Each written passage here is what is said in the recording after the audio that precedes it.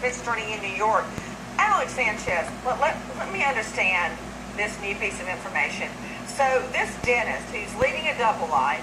He's got a wife with 4 children. There he is. Who'd have thunk it?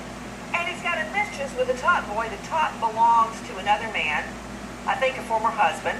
So he says he should get bond, Alex Sanchez, because of his devotion to his wife and children? You know, Nancy, you want to convict this guy of being morally reprehensible, go ahead and convict him. But that's not the same as being convicted or being charged with murder.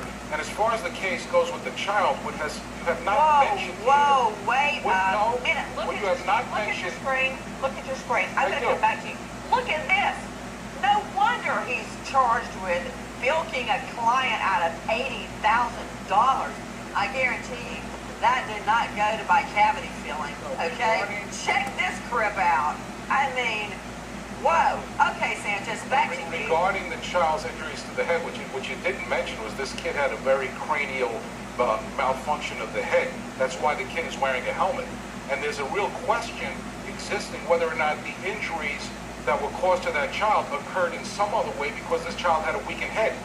That's just the reality of it, Nancy. You haven't explored that issue. Actually, Alex, the facts show that about 48 to 72 hours before the baby was kicked in the head by this guy, according to prosecutors, the mom was teaching him how to walk.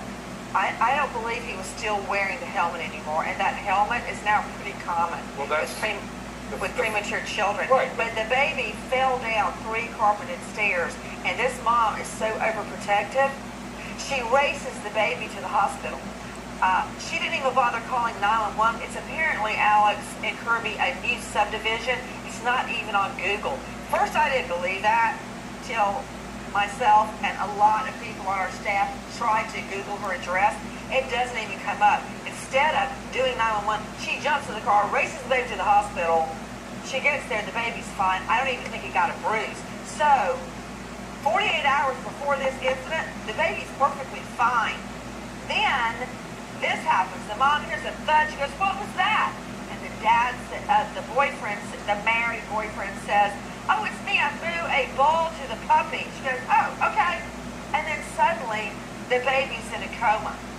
Now, what were you saying, Sanchez? How do we know that that child was not injured in some other way, like a fall, perhaps, and banged his head You got it on the way video, down? Kirby. No, what are you talking about, What did video? you say? First What of all, language is you're this? saying there's a video, but 2 minutes ago you said the video does not show him kicking a child.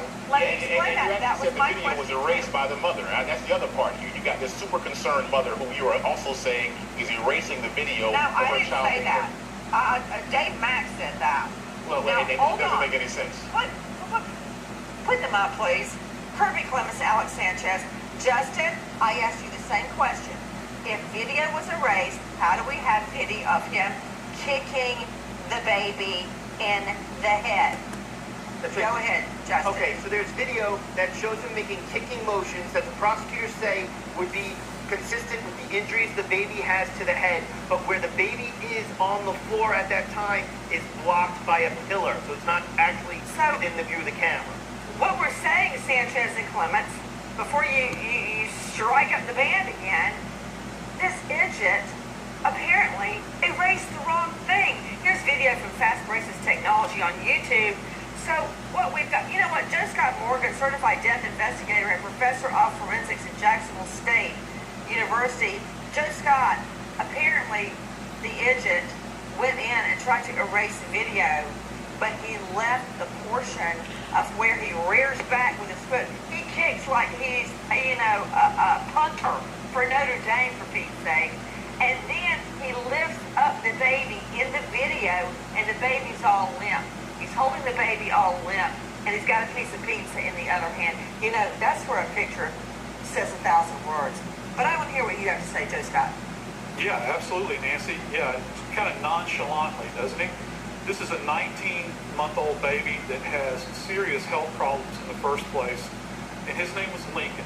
He's got 2, count them, 2 independent skull fractures in his precious little head that were generated individually. It wasn't 1 thumb, it was probably 2.